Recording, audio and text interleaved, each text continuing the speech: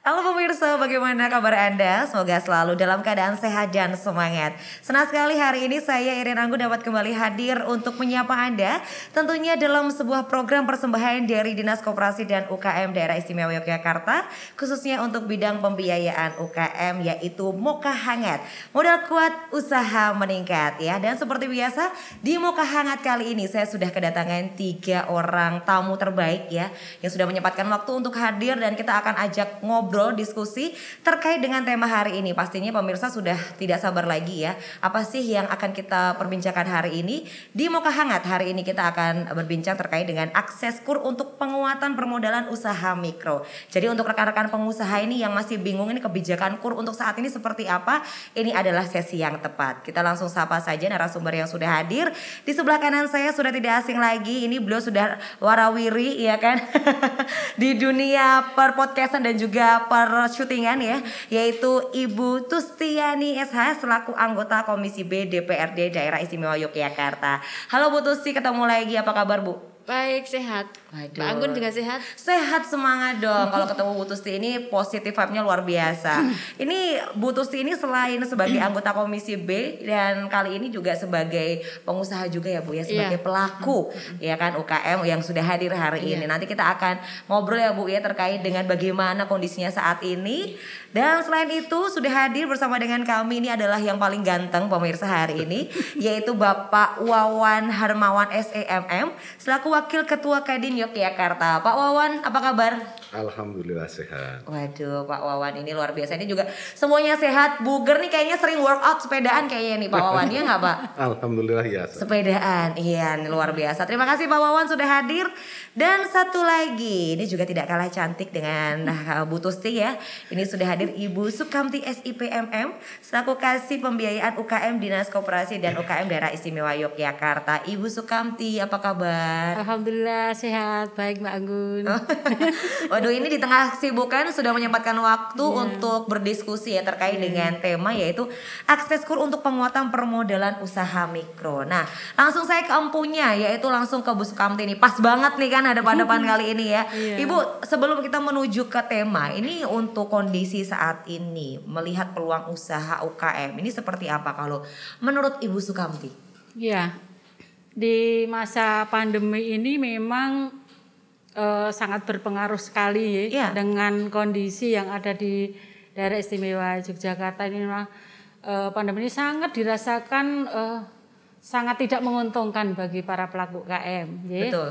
Nah, tentu saja kita tahu permasalahannya apa yang terjadi. Yang terjadi yaitu para pelaku UKM sudah tidak bisa berjalan karena tidak punya modal. Kan gitu ya. Modal untuk kemudian kemudian banyak sekali para pengangguran. Banyak yang resign, banyak yang resign, banyak yang keluar dari pekerjaan seperti itu. Nah, otomatis kita kan perlu melihat bagaimana kondisi itu.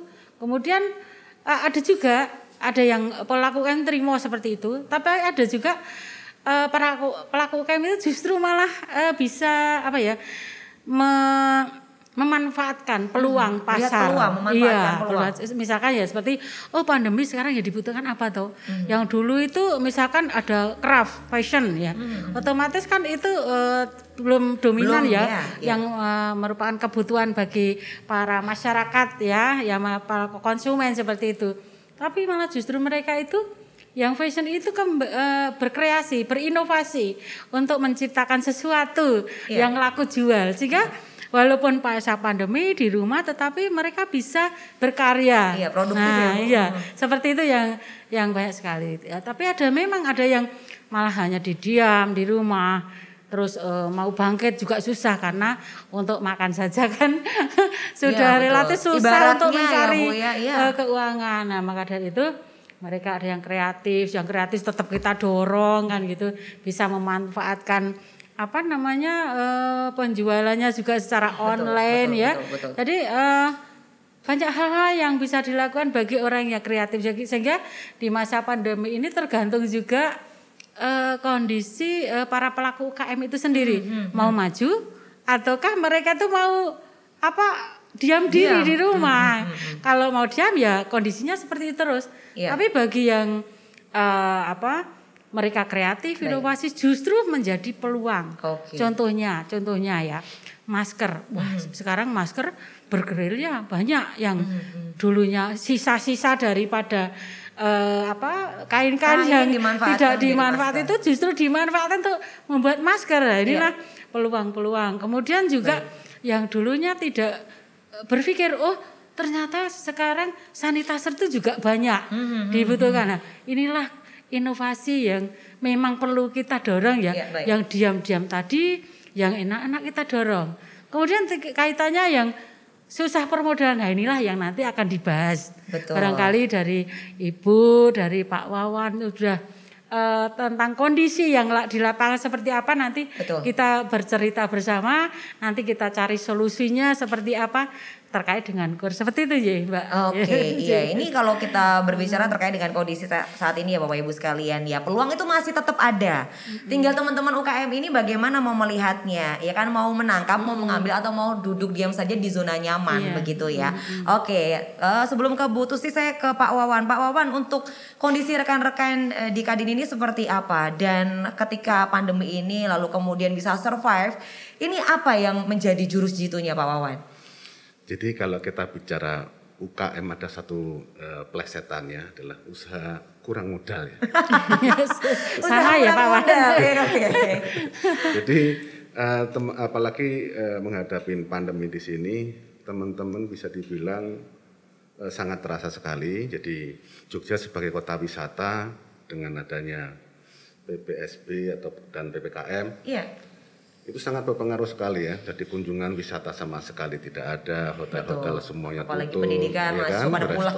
Jadi efeknya dari pariwisata itu hotel, restoran, otomatis kepada kerajinan semuanya yang unsur pendukungnya ikut kena dampaknya, dan ini butuh suatu relaksasi lah, jadi kondisi bagaimana teman-teman UKM bisa survive kembali. Kata kuncinya tadi satu, inovasi aja. Inovasi.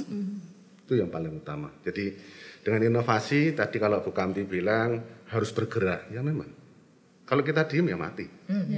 Kita gerak aja belum tentu bisa survive. Kita bicara sekarang sudah ada perubahan paradigma yang mana semuanya sekarang menuju digitalisasi. Yang tadinya semua bisa langsung kontak langsung, dagang langsung, sekarang pakai virtual. Nah ini yang harus kita sikapi, dan kendala rata-rata adalah dengan kondisi 2 tahun pandemi di sini hampir 2 tahun ya. Iya, tidak terasa ya, itu, sudah cukup lama. Kalau kita bilang modal teman-teman UKM sudah sangat menipis. Apalagi kemarin bulan Juli Agustus kondisi paling berat sekali kan. Sekarang mungkin September Oktober sudah mulai agak bisa bernafas gitu ya Pak. November dihadapan sampai Desember kita naik terus, mulai kembali normal, walaupun harus dengan prokes yang cukup ketat. Itu yang harus kita cermati bersama. Berarti jurus jitu untuk bertahan adalah inovasi ya, dan bergerak ya. Bergerak aja kita belum tentu hidup ya, lagi diam gitu. Kita ke Bu Tusti ini, selain sebagai anggota Komisi B, ternyata Bu Tusti ini juga punya usaha begitu Bapak dan juga Ibu. Nah ini pastinya juga merasakan ya Bu ya dampaknya seperti apa begitu. Nah kalau dari Bu Tusti sendiri ini, keluhan begitu dari teman-teman usaha ataupun juga mungkin masyarakat yang pernah ditemui oleh Bu Tusti terkait dengan akses KUR ini seperti apa? Pernah nggak Bu mereka kalau bilang itu mungkin curhat begitu kan? Nah silakan monggo Bu Tusti. Oke Mbak Anggun, Pak Hermawan dan Bu Kamti, mungkin curhatan dari teman-teman UMKM itu adalah kadang-kadang mereka itu terkendala dengan BI checking ya. Itu karena kan misalnya saya punya usaha kemudian punya kredit di bank, padahal pada waktu itu saya butuh ada tambahan modal. Kalau di BI checkingnya itu masih ada tanggungan, otomatis di bank ini tidak akan di ACC untuk pinjaman barunya. Itu yang pertama. Kemudian kadang-kadang mereka itu curhatannya begini, punya kredit di bank, dalam kondisi seperti ini itu mereka kan juga butuh relaksasi. Dan relaksasinya itu satu bank dengan yang lain kan beda-beda. Kadang-kadang kita butuh sebuah alasan atau bisa meyakinkan bank itu. Tetapi kalau yang bersangkutan tidak bisa meyakinkan, ya mana ada sih bank mau apalagi kondisi sekarang ya.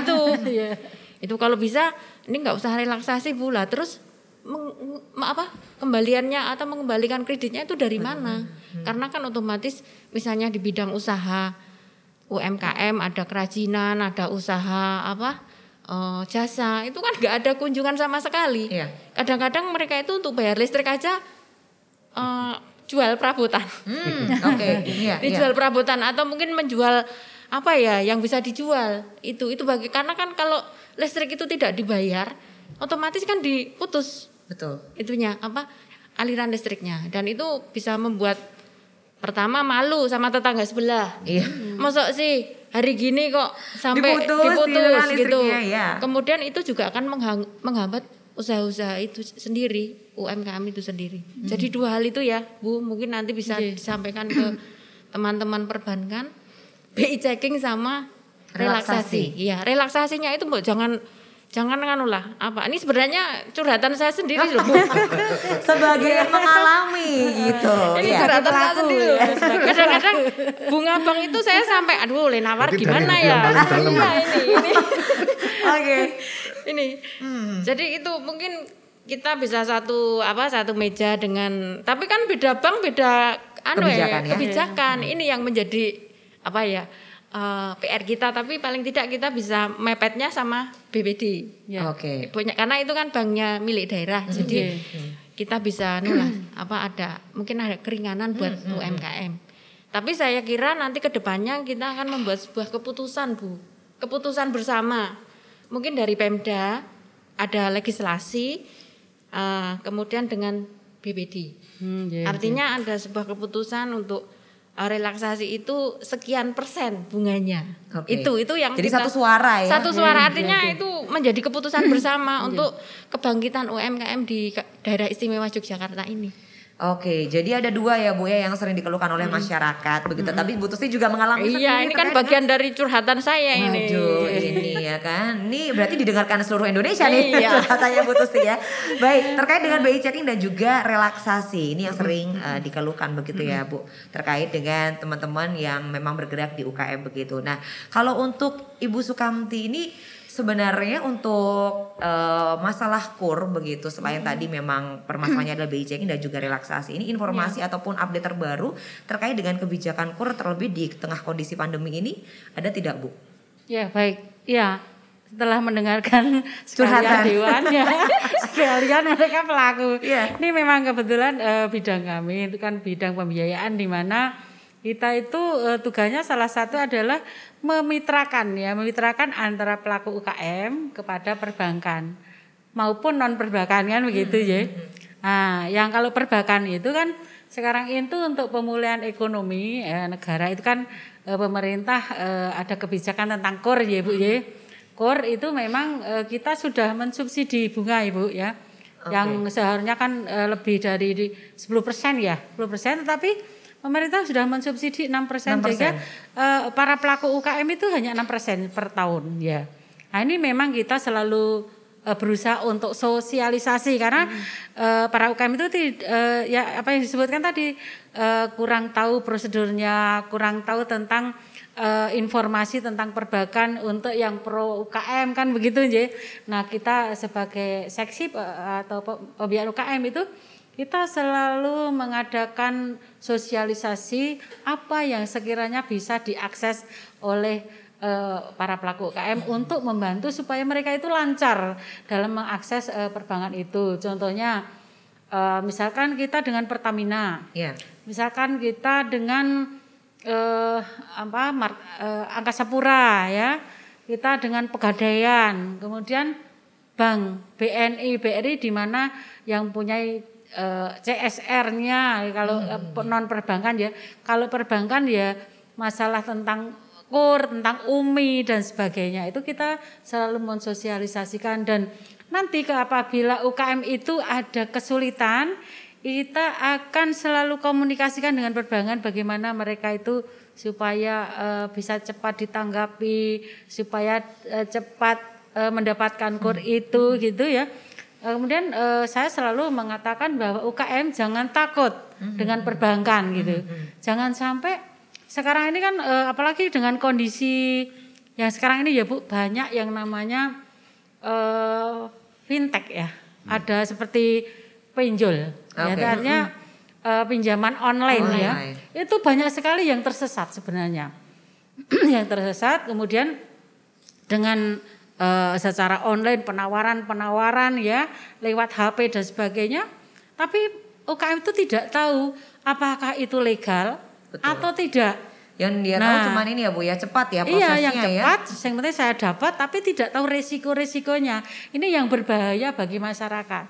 Nah, untuk itu kita selalu koordinasi juga dengan OJK ya, dengan perbankan di mana mereka juga mensosialisasikan tentang pinjol tadi supaya mereka tidak terperangkap di dalam pinjol atau pinjam online yang tidak legal.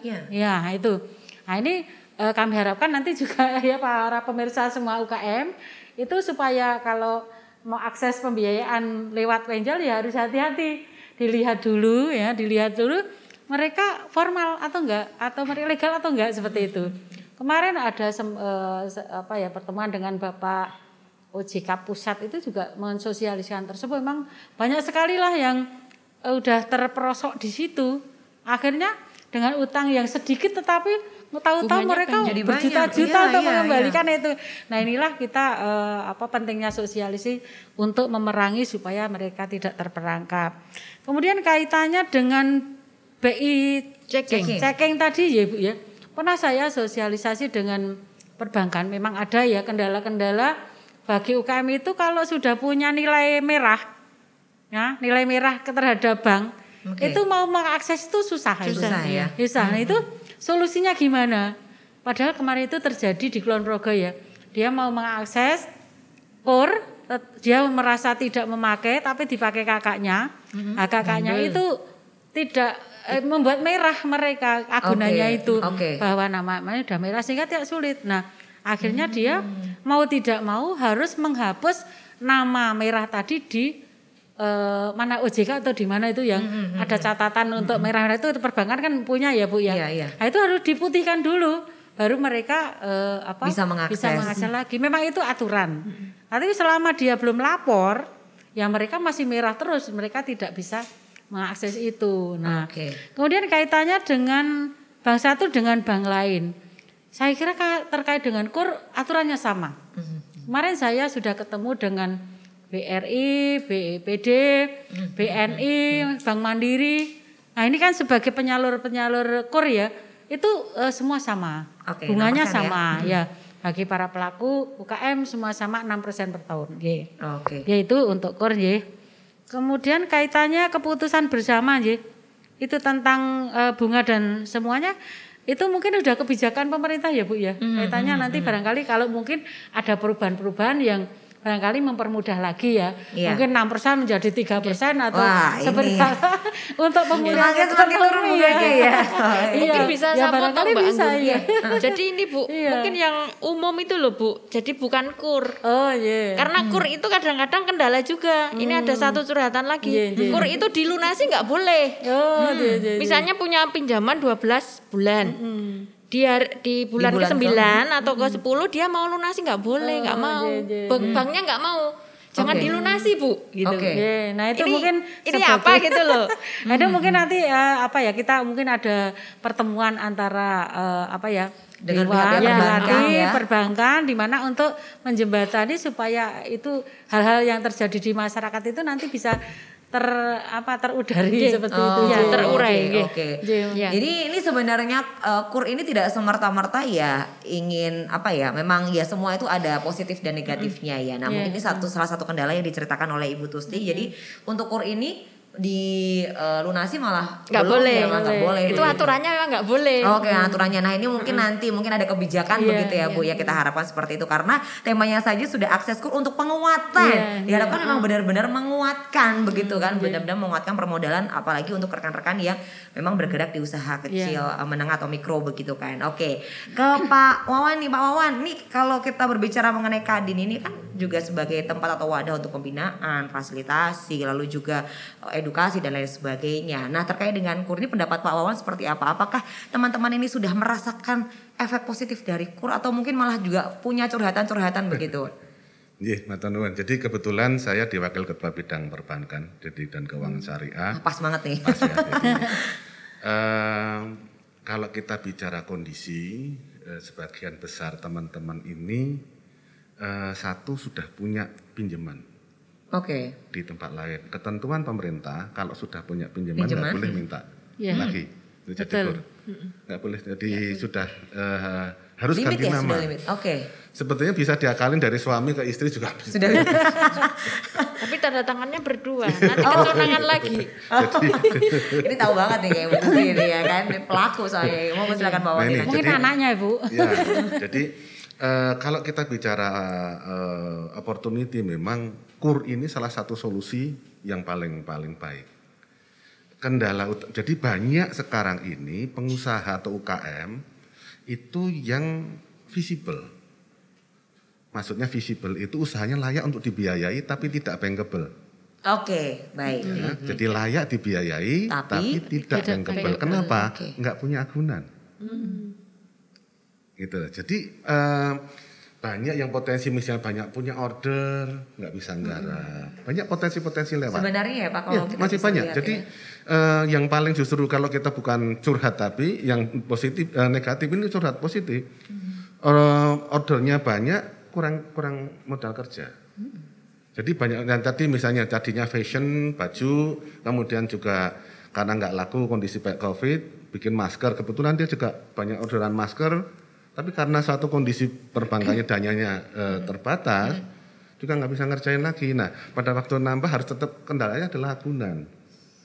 Nah, di sini perlu ada suatu solusi. Solusinya apa? Sebetulnya bisa menggunakan unsur asuransi.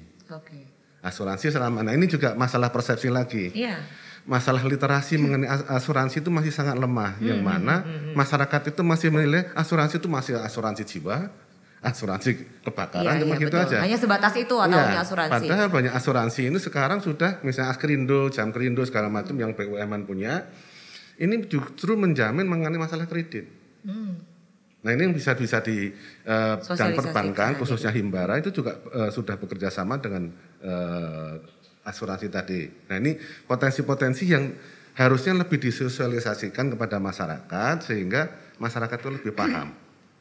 Lebih aware mengenai bagaimana kalau saya ini saya harus minta kemana itu. Ini yang sebetulnya masih banyak bisa digarap. Nah ini yang tadi saya sampaikan bahwa kalau kita masih mencoba sosialisasi dari perbankan, Himbara, BPDDIY, saya pikir juga sudah berupaya sangat cukup intensif karena kebetulan kami secara periodik bertemu dengan para perbankan dari Himbara maupun OJK dan BI.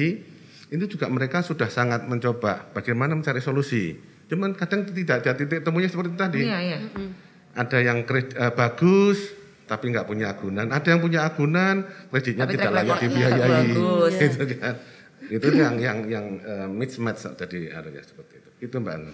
Oke, itu tadi ya Pak ya, semua itu ada plus minusnya ya gitu. Ini menarik ya kalau kita berbicara terkait dengan KUR yang sudah diluncurkan dari tahun 2007 kalau tidak salah ya begitu, dan sampai sekarang ini klaim keberhasilan dari KUR ini kita masih belum tahu nih indikatornya seperti apa begitu. Nah kalau dari Bu Tusti sendiri, kalau kita berbicara masalah KUR begitu, nah ini kalau menurut Bu Tusti ini apakah sudah cukup membantu atau sangat membantu begitu untuk rekan-rekan UKM?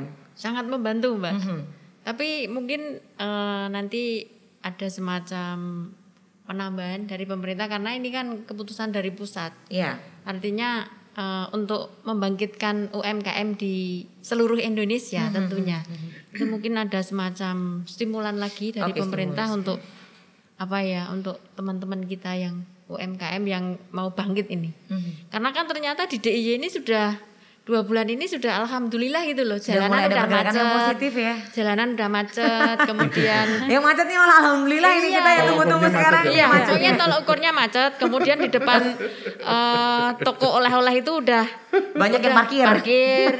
Kemudian bis wisata itu sudah banyak masuk ke tempat-tempat wisata itu. Iya. Itu sudah menjadi tolak ukuran kita untuk bahwa DIY udah bangkit untuk wisatanya. Dan UMKM-nya tentunya karena ini kan menjadi semacam satu lingkaran gitu loh. Karena kalau nanti ini kayak gini UMKM hasil teman-teman ini laku, otomatis kan teman-teman yang membuat kayak gini itu kan otomatis mereka juga perlu bahan baku untuk pembuatan lagi. Betul. Gitu loh. Jadi ini menjadi efek domino yang bagus. Mudah-mudahan ini akan terus berlanjut dan sesuai dengan perkiraan dari pemerintah bahwa mau ada lonjakan yang ketiga, mudah-mudahan tidak terjadi. Iya, harapan kita bersama jangan sampai ya. Iya, karena ini kita sudah semua mulai waspada nih ya kan, untuk shuttle-shuttle sudah mulai dibuka, tapi ya yang jelas itu tadi ya, untuk ekonomi meningkat, ya prokesnya juga harus ikut meningkat, kewaspadaannya, kesadarannya begitu. Jadi ada semacam relaksasi atau stimulus lagi begitu ya Bu ya. Sedikit tambahan mungkin Mbak. Monggo silakan Pak Wawan. Jadi kalau kita bicara tadi relaksasi, jadi kondisi relaksasi dari perbankan selama ini kan akan jatuh sampai 31 Maret 2022. Oke. Sempat kita diskusikan, Pak, ini kalau Maret 2022 masyarakat sudah harus membayar pokok plus bunga, pasti akan kondisi akan berat.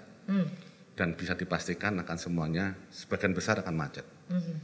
Akhirnya alhamdulillah juga OJK akan sudah mengeluarkan lagi ketentuan bisa diperpanjang sampai 2023. Wah, ini jadi agak lega. Angin segar, lumayan masih bisa bernapas. Jadi sehingga karena apa? Kalau misalnya ini tidak diperpanjang, April itu Lebaran. Oh iya. Bisa dibayangkan Maret sudah harus bayar, April berarti kan Maretnya sudah harus ngeluarin THR segala macam. Nah, itu berat banget. Jadi bulan Maret 2022 numpuk ya Pak pengeluarannya ya. Itu sangat berat. Jadi diharapkan ada relaksasi menuju sampai setahun lagi itu di 2023. Kemudian juga tadi Mbak Anggun tanya bagaimana Kadin berupaya untuk sebagai mementoring di situ ya. Dari kami justru memacu teman-teman UKM untuk satu go digital. Dua adalah go global. Go digital dan go global. Ya, itu yang harus kita menjadi satu kita upayakan karena sekarang ini kan sudah tadi kita tahu bersama dengan kondisi pandemi tren daripada penjualan sudah berbeda. Yang tadinya kita direct selling, ketemu muka, sekarang sudah menuju virtual. Semua dengan digital, marketplace sudah meningkat. Beberapa data menunjukkan bahwa perdagangan digital sudah naik sampai 30% lebih. Kemudian transaksi secara digital di perbankan juga sudah naik sampai 19%. Nah, ini yang data-data tersebut juga menunjukkan bahwa ke depan akan tinggi lagi. Nah, jadi suka tidak suka mau tidak mau pengusaha itu harus memahami mengenai digital. Nah, kemudian juga, ini yang sering masih dilema Mbak Anggun. Orang tahunya kalau misalnya UKM itu saya udah jualan di online loh. Itu sudah gede atau dan berasumsi mereka barangnya otomatis laku. Iya. Padahal online itu sama juga kita bahas kayak outlet suatu toko kan. Iya. Nah, ini dipromosiin atau tidak, iya, itu yang sangat tergantung sekali. Jadi mereka berasumsi saya udah online loh, laku enggak? Karena asumsi online itu pokoknya sudah posting aja. Nanti yang disalahin Bu Kamti. Sabar ya Bu. Pokoknya semua serba sabar. Betul. Nah, ini yang harus kita edukasi, sosialisasi bagaimana bahwa digital itu ada beberapa proses yang harus kita ikuti. Ada satu hal kondisi lucu Mbak Anggun. Gimana Pak? Disuruh kumpulin foto produk untuk kita masukkan ke online. Foto produk sama orangnya sambil senyum. Endorse gitu. Baik. Foto produk itu maksudnya foto produknya, ya kan yang bagus bagaimana. Yang dia pasang dia foto sama dia. Malah fotonya sama orangnya. Ini mungkin sebagai juga branding ya kan. Brand ambasadornya mungkin bisa jadi ya kan. Jadi memang kalau menurut Pak Wawan ini untuk saat ini yang lebih penting itu memang go digital dan juga go global global ya, dan juga pemahaman terkait dengan digital begitu. Ini setuju sih Pak saya, karena memang banyak sekali mengasumsikan bahwa ya sudah, ya memang saya sudah digital, saya sudah mengonlinekan dagangan saya, tapi ya itu tadi kendalanya kok belum laku-laku ya gitu. Berarti ada yang skip nih, apa nih begitu. Menarik ya. Oke, kita ke Ibu Sukamti. Ibu, ini kan Ibu juga pastinya sering berkoordinasi dong ya dengan rekan-rekan perbankan begitu. Nah, pernah tidak Bu mereka mengutarakan bahwa KUR ini sudah berhasil untuk membantu terkait dengan pembiayaan untuk rekan-rekan yang memang bergerak di usaha mikro seperti itu? Ada pernah mengeklaim begitu tidak Bu? Kalau tentang KUR yang sudah mengakses itu, sebenarnya UKM itu kalau nggak ada masalah yang disampaikan Bapak tadi loh Pak Wan, itu memang kendala untuk KUR itu benar yang disampaikan Mas Pak Wawan ya. Itu artinya mereka tidak, sebenarnya pemasarannya eksis ya, produknya bagus dan laris gitu, tapi kendalanya ada permodalan. Nah dia mau mengakses KUR, kendalanya adalah agunan, nggak punya. Lah padahal ini kunci untuk mendapatkan KUR kan, semua perbankan harus memakai agunan, agunan itu. Nah seperti itu, dan para pelaku UKM yang sudah mengakses itu merasa malah tambah lagi karena memang itu dirasakan sangat membantu ya. Mereka dengan bunga murah, apalagi dengan masa pandemi ada pengunduran masa pembayaran ya ada temponya 3 bulan ya kalau nggak salah ya Pak ya itu. Nah itu mereka memang merasa sangat beruntung lah adanya KUR itu. Kemudian apalagi ada yang namanya SUMI, selain KUR kan di bawahnya ada SUMI. Umi yang sangat kecil, yang untuk UKM yang masih sangat kecil, misalkan mikri, dengan mikri. Bukan mikro tapi mikri. Itu ada yang namanya di situ akan dibentuk sebuah kelompok UKM, ada penyuluhan, pendampingan ya gitu. Kemudian tanpa agunan, yang besarnya kurang lebih ada 2,5 ya kalau nggak salah itu per anggota. Itu bagi UKM yang sangat membantu ya Pak Wan. Tapi untuk KUR adalah yang mikro ke atas barangkali seperti itu benar-benar sangat bermanfaat. Tapi yang 2,5 yang SUMI tadi juga merasa kelompok-kelompok itu. Nah kendalanya gini, para pelaku UKM itu belum mau membuat kelompok-kelompok. Oke, mereka masih sendiri-sendiri. Iya, jadi pinginnya mendapatkan modal yang mudah, tetapi mereka belum ada kelompoknya. Maka dari itu kita berusaha mendampingi, membuat kelompok-kelompok, kita bekerja sama dengan perbankan supaya mereka itu nanti bisa mendapatkan kemudahan SUMI itu, UMI ya itu. Nah, kemudian yang lainnya kita selalu mendampingi, ada namanya pendampingan KUR ya. Mereka itu ada 5 orang sebenarnya pendamping KUR itu yang mereka mendatangi para pelaku UKM yang mereka itu belum kenal sama perbankan, itu kita berusaha mendampingi supaya mereka itu juga akan pulih ya. Karena kendala-kendala yang dihadapi itu takut dengan perbankan tadi. Mau ke bankan terus nanti aku bagaimana, di mana, itu kadang-kadang masih takut. Nah ini kita dari dinas selalu berusaha untuk mendampingi, memitrakan ya antara perbankan non perbankan itu itu dulu ya. Tapi hal-hal yang lain sebenarnya kaitannya dengan selain KUR itu juga banyak sekali ya untuk pemulihan supaya UKM itu bangkit itu sebenarnya banyak ya. Seperti yang sudah bantuan presiden ya pada saat pandemi ya, kita sudah membantu untuk bantuan BEPUM ya, bantuan presiden untuk UMKM itu juga sangat-sangat merasa bermanfaat sekali, walaupun hanya pertama tahun 2020 itu 2,4 ya. 2,4 yang tahun 2001 ini 1,2 itu sangat membantu, walaupun memang kita tidak mudah prosesnya ya karena ini seleksi juga ya. Kalau itu memang sudah memenuhi syarat, misalkan contohnya yang dibantu tidak punya KUR, pinjaman KUR misalnya seperti itu kita daftar lewat kabupaten kota, kemudian kita dikirim ke Dinas Koperasi Provinsi, kemudian kita langsung ajukan ke pusat. Nah penentuan di situ akan di-clinching di sana di pusat, apakah ini memenuhi syarat sebagai penerima BEPUM atau tidak, ini yang menentukan pusat. Nah pusat langsung memberikan SK yang tidak terkelincing tadi yang lolos artinya di SK-kan kemudian dikirim ke BRI. Nah, sebagai bank penyalur kan bank gitu. penyalur. Nah, tapi kadang-kadang juga ada kendala di situ. Kenapa tidak bisa saya ambil uangnya? Itu ada terjadi. Ada. Iya. Oh, karena ada salah nama. Antara nik dengan alamat, dengan nama tidak sama. Ada yang nama dengan alamat tidak sama. Ini yang menjadi kendala tidak bisa tersalurkan. Kemudian ada juga yang tidak diambil ya, merasa bahwa UKM itu mungkin sudah merasa wah ini untuk tabungan. Sehingga mereka tidak menengok ke bank. Lah padahal tujuan daripada bantuan presiden itu ayo ini diambil, segera dimanfaatkan, kamu pulih kan gitu ya.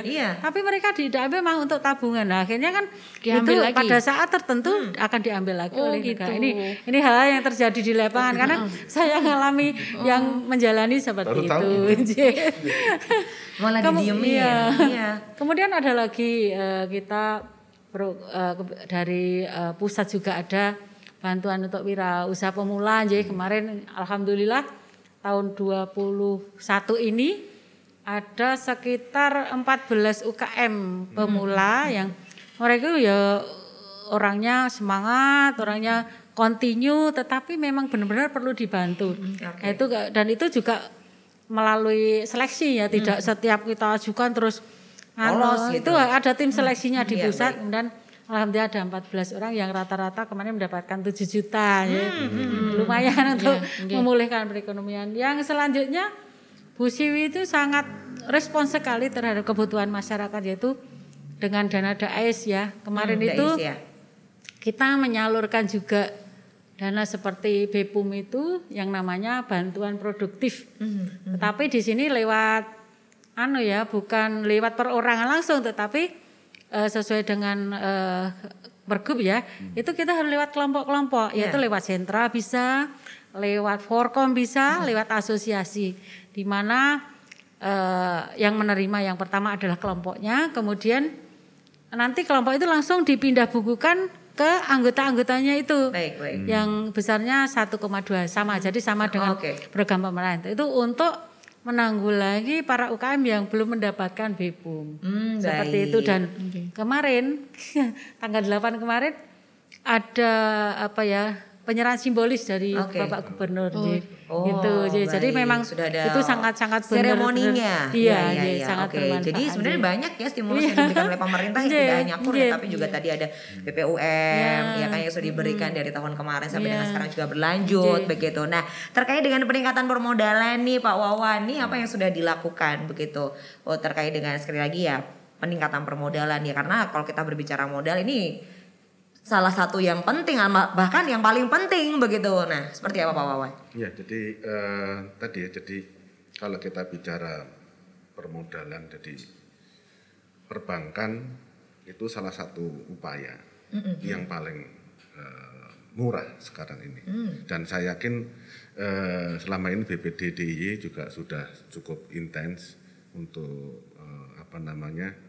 membantu penambahan baik pemberian pinjaman melalui KUR ataupun banyak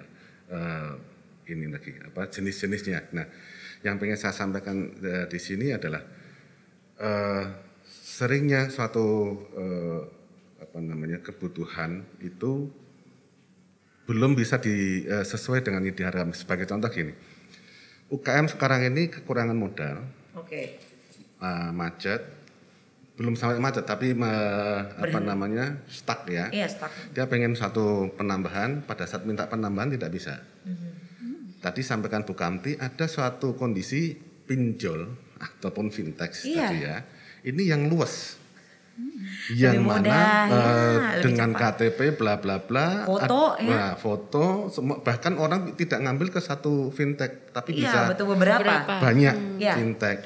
Nah, ini yang masalah berikutnya adalah penggunaannya itu kadang karena mereka kebentur akhir bulan di perbankan atau membayar leasing tidak bisa, mereka menggunakan dana tadi fintech. Yang terjadi akhirnya hutang untuk membayar hutang. Tidak ada penambahan lagi. Lubang tutup lubang. Ini yang akan menjadi suatu masalah yang cukup berat karena Udah gitu fintech sendiri bunganya mereka tidak memahami secara detail, tidak membaca, apalagi yang penting cepat tadi. Karena sudah dikejar sudah akhir kepepet. bulan. Iya, sudah kepepet sekali.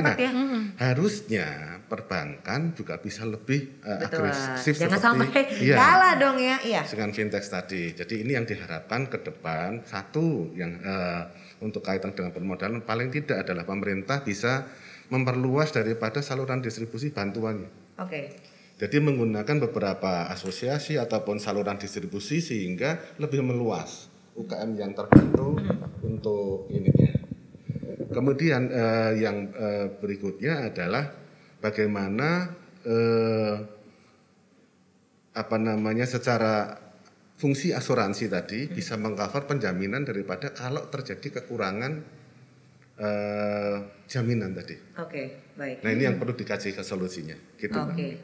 Baik, setuju dengan apa yang dikatakan oleh Pak Wawan. Ini karena persaingan bank ya atau perbankan ini semakin banyak ya, termasuk dengan pinjaman online ini kan tidak selalu yang negatif ya. Bahkan mereka ada yang terdaftar dengan OJK, ada yang legal begitu. Nah, ini juga diharapkan ini bisa menyesuaikan begitu ya Pak Wawan ya. Nah, kalau dari Bu Tusti sendiri seperti apa yang diharapkan Bu? Kalau tadi kan Pak Wawan ini mungkin lebih luas lah begitu biar tidak kalah dengan seperti pinjol dan lain sebagainya. Nah, kalau dari Bu Tusti sendiri seperti apa? Ya, kalau dari perbankan itu saya kira lebih ke itu. Kalau di desa-desa itu kan ada yang namanya bank plecet ya. Bank plecet ya, boleh ya. Itu ada memang bank plecet ya. Nah itu nanti mungkin kita bersama-sama teman-teman dari dinas, kemudian perbankan itu ya kita jemput bola. Artinya memberikan semacam edukasi atau literasi kepada pelaku-pelaku UMKM. Karena ternyata itu banyak loh ya, ini tetangga-tetangga saya itu rumahnya habis karena kena itu. Kena fenomena bank plecet itu tadi ya. Plecet tadi, rentenir itu. Ada yang hotelnya diambil kok mending dilelang, itu ya diambil. Itu. Kemudian ada yang rumahnya karena ya ini kembali lagi ya Bu kepada pelaku UMKM juga. Biasanya orang itu kalau pegang uang itu lupa loh. Lupa. Terus biasanya konsumtif. Harusnya itu kan buat beli peralatan yang nanti bisa yang menghasilkan produksinya itu lebih baik. Tapi mereka malah beli yang nggak perlu. Gaya hidup itu. Artinya ini. Jadi perbankan itu tidak hanya memberikan bantuan atau memberikan pinjaman kepada UMKM, tetapi bagaimana kita itu juga mendorong istilahnya mereka ya. Mendorong tetapi tidak untuk konsumtif. Betul. Mengarahkan. Tapi turun ke bawah gitu loh. Bukan masyarakatnya harus ke bank, karena kadang-kadang kalau UMKM yang kecil itu takut loh ke bank itu. Iya betul. Harus copot sandal. Iya mereka karena masih kagok ya Bu ya. Tidak pernah berurusan begitu terus masih masuk takut. gitu. Kok dingin ya. Terus keluar. Caranya gimana ambil antrian gitu. Betul. Iya. Saya juga menemui itu. Kadang-kadang kalau orang-orang yang memang maaf ya, orang desa itu kan enggak biasa di ruangan dingin gitu. Sudah bingung, sandalnya dilepas, keluar lagi. Sampai dia itu nggak dipanggil mau nggak ngambil antrian. Ini loh ya. Ya mungkin kedepannya kita sambil belajar. Jalan, artinya kita jemput bola untuk literasi atau edukasi ke masyarakat. Baik, berarti ini terkait dengan kepahaman ya Bu ya, pemahaman informasi begitu ya, karena memang tidak dipungkiri jangankan kur ya, ini untuk ke bank saja mereka masih suka bingung ya, maunya apa tapi malah kemana gitu. Sambil kita itu mengeliminir bank plecet itu biar nggak merajalela. Ini sangat merugikan ya Bu ya. Ya sangat merugikan sekali ini. Jadi tidak hanya online itu yang bikin kita pusing. Yang itu juga kadang-kadang kayak teror loh ya. Iya betul. Malah ngejebikin nggak bisa tidur nggak bisa tidur. Terus ya nggak sampai bunuh diri sih. Tapi paling tidak pintunya ditutup terus dia di dalam gitu loh. Betul. Jadi ketakutan yang berlebihan ya. Oke, baik. Nah ini kalau dari Bu Sukamti mungkin boleh disampaikan Bu terkait dengan program ataupun juga closing statement, boleh singkat saja Ibu Sukamti, silakan Bu. Ya. Silakan. Ya, Closing terakhir statement ya? boleh? Iya, terakhir Untuk boleh. terakhir ya? Iya, betul. Ya, oke, saya udah nulis ini. Wah, sudah siap ini, sudah prepare ini. Monggo silakan Bu Jadi Sukamti, ini sekarang apa ini- nih kepeannya nih? Pandailah memilih ya sumber pembiayaan yang formal. Nah, jadi tidak akan terjangkit dengan rentenir yang Rentenir, bersama iya. itu. Jadi pilihlah sumber pembiayaan yang legal, yang Iya. legal bukan formal ya, legal. Wajib ya Bu ya, wajib iya. itu harus. Wajib dan harus hati-hati. Betul. Iya. Oke, baik, terima kasih untuk Ibu Sukamti. Ini sebenarnya singkat tapi penting ya. Jangan sampai tergoda dengan proses yang mudah, lalu juga syaratnya yang tidak berliku-liku Iya. gitu ya. Tapi nanti akhirnya malah jadi Harus cermat, runyam. ya, Iya. cermat, ya. Betul, harus cermat. Pak Wawan, apa yang ingin disampaikan closing statement atau harapannya? Monggo. Ya, harapan kami jadi kita sebagai UKM bisa menggunakan KUR sebagai percepatan pemulihan ekonomi kita. Kemudian yang kedua dari perbankan sendiri untuk lebih luas bagaimana memprofil ekonomi UKM itu sendiri. Kan selama ini UKM profilnya masih banyak kurang kurang asumsinya kurang bagus, lemah. Nah, bagaimana kita memprofil dan bagaimana skill up daripada UKM sendiri itu bisa dilakukan. Oke, baik. Lebih melihat ke dalam lagi ya Pak ya untuk profiling UKM kita begitu dan lebih luas gitu dari Pak Wawan. Bu, terus siapa yang ingin disampaikan Bu harapannya ataupun juga mungkin himbauan begitu? Silakan Bu. Ya untuk UMKM di DIY ya pokoknya kita harus hati-hati dalam berusaha, berusaha mencari pinjaman pun harus hati-hati seperti pesan dari Bu Kamti. Kemudian setelah kita itu pegang uang ya jangan lupa diri. Artinya tetap kita harus mawas diri. Harus bijaksana. Mawas diri bijaksana.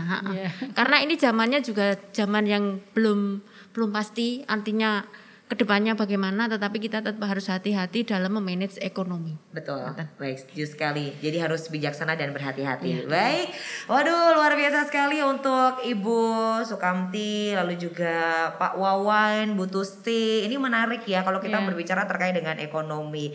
Karena sampai sekarang ya kita belum bisa dikatakan pulih kembali normal ya. Walaupun memang sudah ada pergerakan yang positif. Tapi kuncinya untuk saat ini memang harus semangat, waspada. Walaupun juga sekarang pemerintah ini sedang gencar-gencarnya Bapak Ibu sekalian untuk memberantas yang namanya pinjol. Nah, tapi kalau dari diri kita ini tidak wise, juga tidak cermat, tidak bijaksana seperti apa yang tadi disampaikan oleh Ibu Tusti ini, ya percuma begitu. Tapi ya kuncinya untuk saat ini tetap semangat untuk bangkit dan juga berinovasi. Begitu ya Pak Wawan, betul ya Pak Wawan ya? Semangat begitu.